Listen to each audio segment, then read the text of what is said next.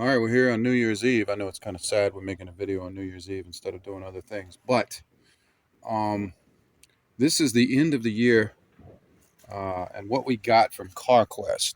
And this was all a part of that closing 7 stores down and passing on the discounts to us, to everybody, the consumer, whoever was able to make their way over to a CarQuest or I'm sorry, an Advanced Auto. Yeah, so we got the craziest prices. If prices were any lower than this, despite what it looks like we kind of held up an auto parts store. We didn't, I promise.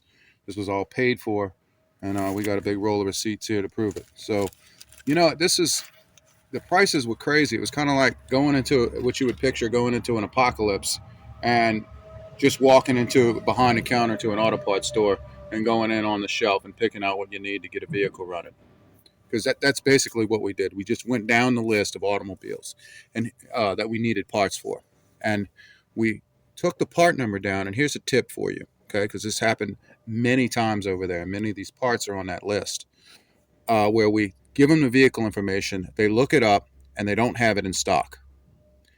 But we go and look up the part number and then go in there and give them a part number instead, and they pull it up on the computer and they do have it in stock. So I know that sounds crazy, but that's what we did, and we got a lot of these parts because of that. Because they said we don't have it in stock, and they brushed us off, and we went back and gave them the part number directly, and they had it. So let's look at a little bit of what we got. Now, we made other videos where we showed, I think, one front rotor, a starter, an alternator, and I think a few other knickknacks things. Well, oh right, a pair of rear shocks. Here's a pair of front shocks that we went back and got. Yeah, they're shorter than the rears that we had. So yeah, we got these for right around $10 a piece. The sale, we were able to pick up 95% off, right around 95 off.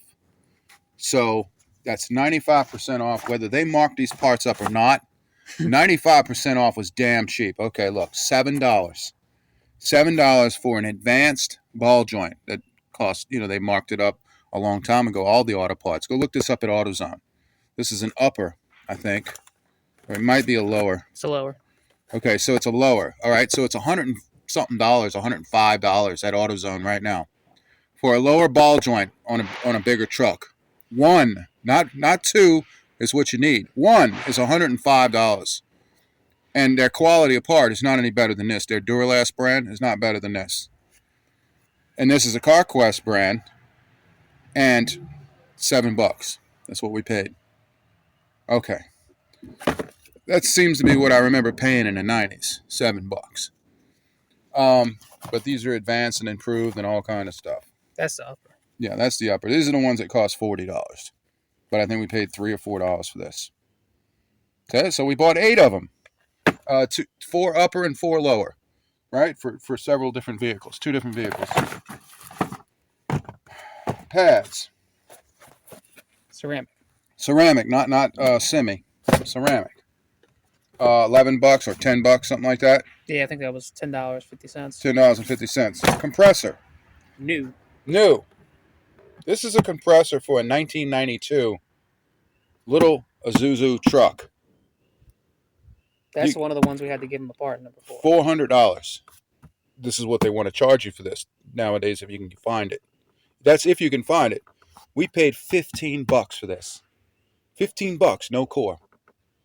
Okay. What do we got here? Yeah. Alternator. This is a reman, I'm sure, but it doesn't matter. 130 amp Ford alternator. It's got a Motorcraft. I think that's got a Motorcraft, what you call it, voltage regulator. It does have a Motorcraft voltage regulator. $42. I'm sorry, $46. Something like $6 for the alternator and $40 for the core. This means I return this, the one I took off this truck, to another location, and I get $40 back. Y'all understand? I'm paying $6 for an alternator. Look, look, this thing could fall apart when I put it on. It's still worth $6, right?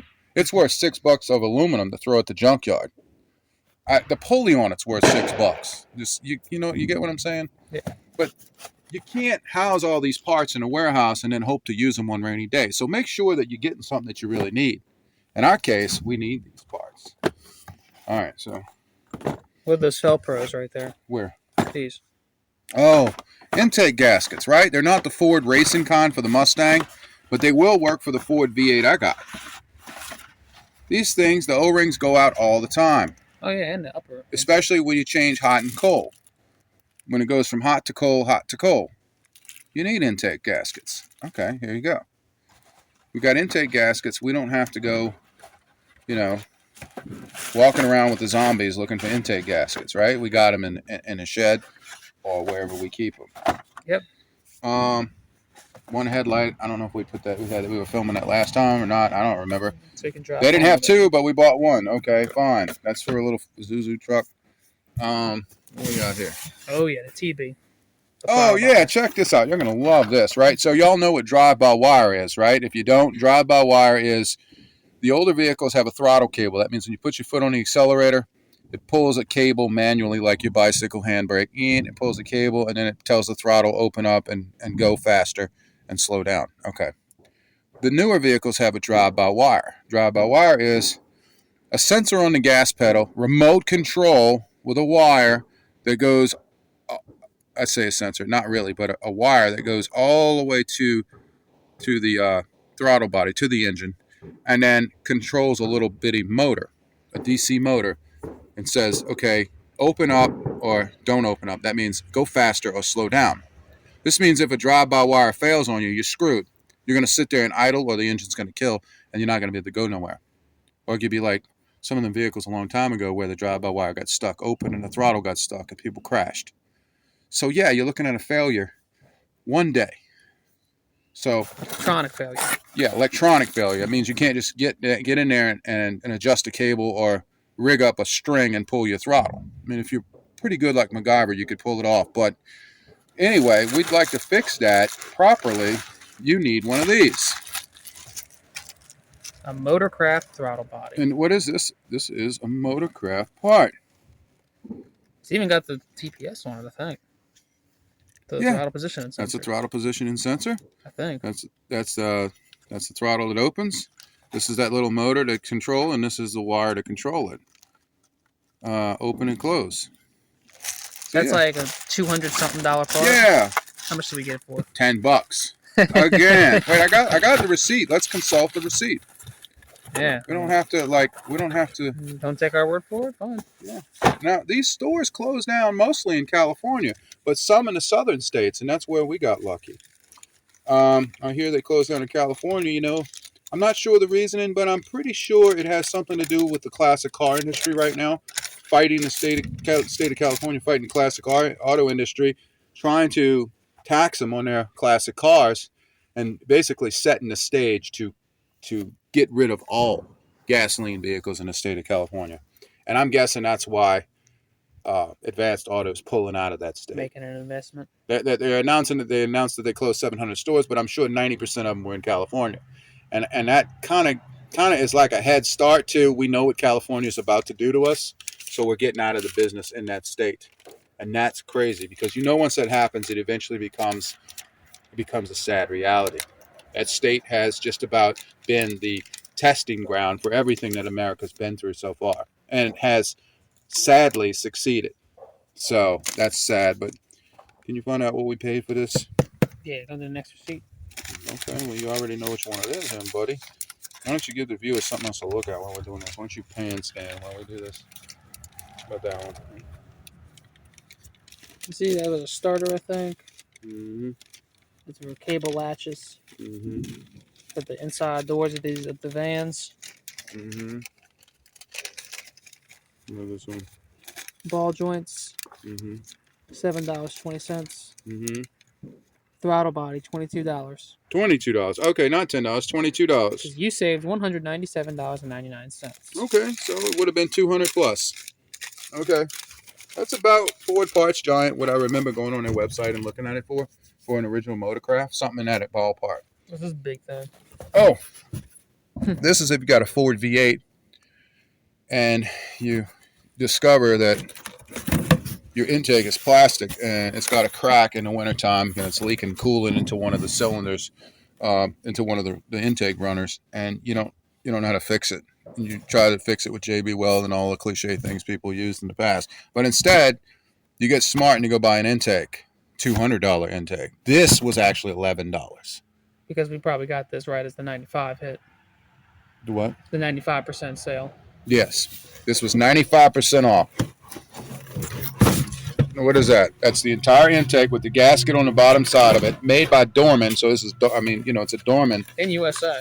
Yeah, well, plastic is plastic, and that's why you need stuff like this to replace it. And it even comes with a thermostat. How you like that? They were nice, and the little coarse thread looking wood screw thread plastic bolts to bolt the coil packs on and put it all together. Man, it's the whole thing. So most of the vehicles that use this are Crown Victorias, and Lincolns and such. I'm sorry, Lincolns use these. Crown Victorias, Expeditions might. Fords without the aluminum intake.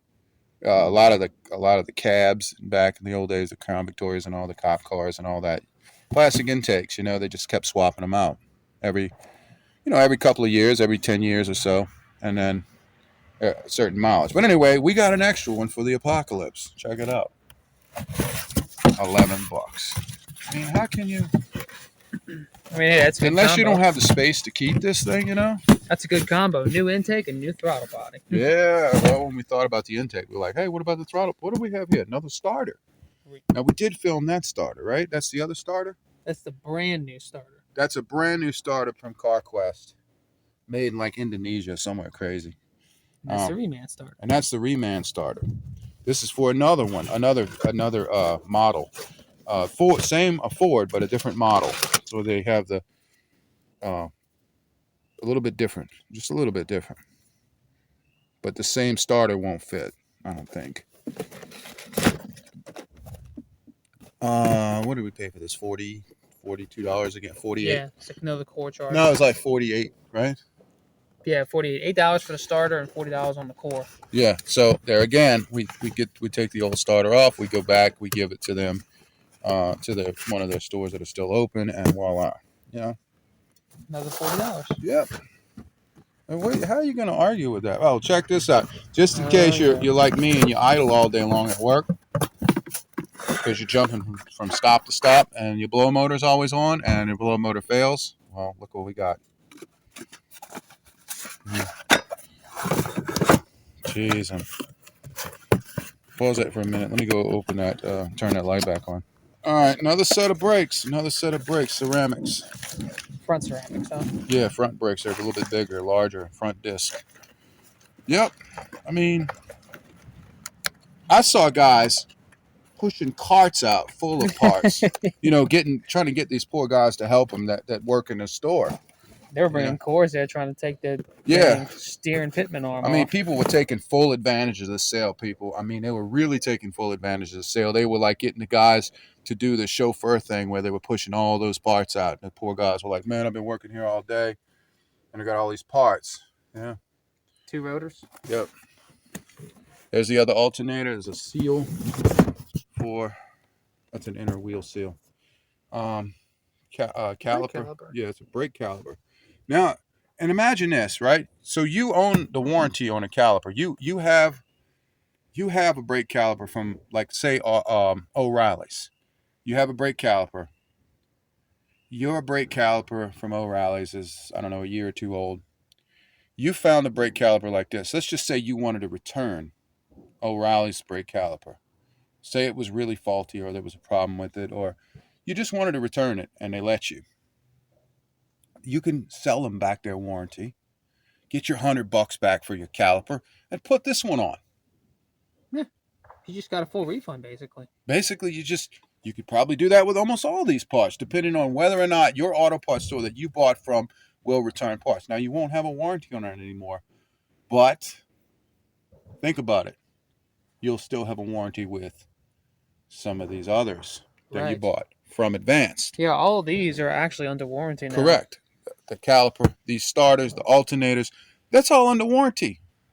So I could go with them, get rid of the other guy, and get my money back. Think about that.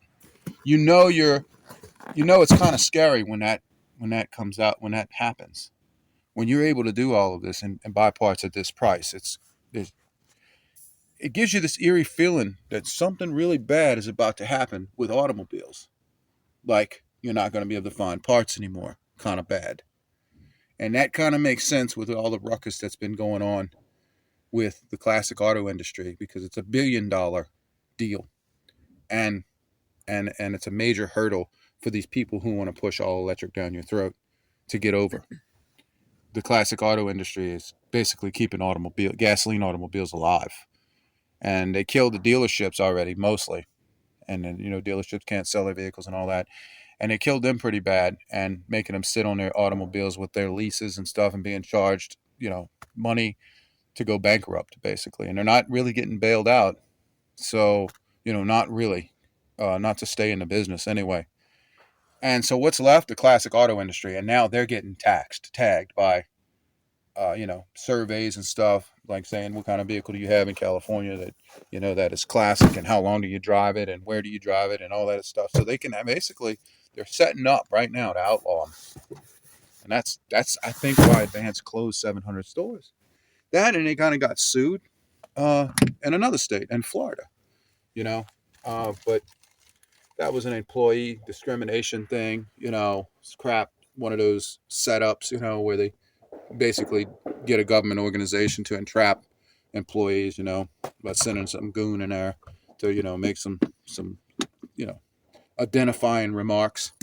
Anyway, yeah, that's my opinion on what I think happened with that. But, because it's happening everywhere else. I've seen it already.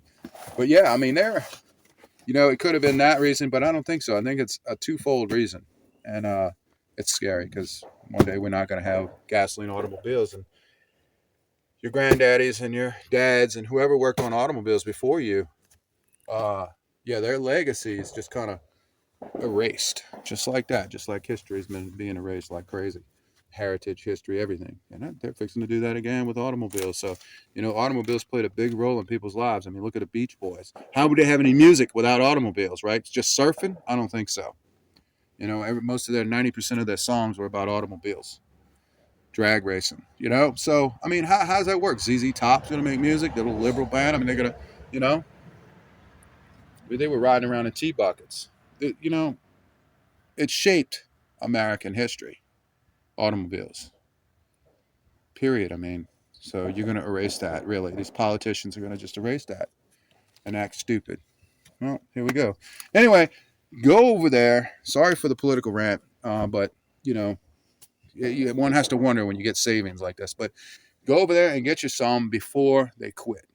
They're not done yet. And think about the most obscure parts that you might need. If you can think of them, they probably have those stashed behind the counter somewhere. Vehicle-specific parts? That's right, vehicle-specific parts. The crap, the air fresheners and shit like that inside the store, yeah, that's all gone. But the good shit is back behind the counter. Yeah, the back shelves are still full to the brim. I know. People don't take advantage. Because they don't know. People don't work on their cars anymore. They don't even freaking know. Yeah, they got shocks up to the wall. This is what happens when you have, instead of having a freaking lug wrench, you have OnStar. This is what happens in society when you have instead of a lug wrench and learning how to change your tire, and you have roadside assistance. Pull out your stupid AAA card, which, by the way, didn't do crap for me when I broke down and went through a drive shaft. A good Samaritan coming down the road in a trailer did good for me. Just in the right time.